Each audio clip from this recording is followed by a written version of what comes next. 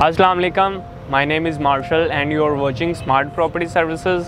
आज हम बात करेंगे कैपिटल स्मार्ट सिटी के हारमोनी पार्क ब्लॉक के अपार्टमेंट्स के बारे में। हमारे वो क्लाइंट्स जिनके पास 10% और 20% के साथ ही अपार्टमेंट्स अवेलेबल हैं।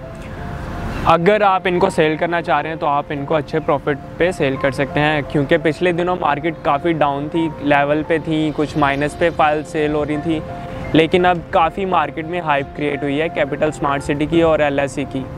तो अगर आप फाइल सेल करना चाह रहे हैं अपार्टमेंट्स की कोई भी 10% या 20% के साथ, तो आप दिए गए नंबर्स पर रब्ता कर सकते हैं। अगर आप अपनी फ़ाइल पे अच्छा प्रॉफिट लेना चाह रहे हैं तो आप दिए गए नंबर्स पर रब्ता कर सकते हैं, चाहे वो कोई भी फ़ाइल हो। अपार्टमेंट्स के अलावा आपके पास कोई भी फ़ाइल है कैपिटल स्मार्ट सिटी की, तो आप दिए गए नंबर्स पर रब्ता करें और हमारे चैनल को सब्सक्राइब कर दें और वीडियो को लाइक कर दें और कमेंट में अपनी राय ज़रूर बताइएगा। मिलते हैं अपनी नेक्स्ट वीडियो में। अल्लाह हाफ़िज़।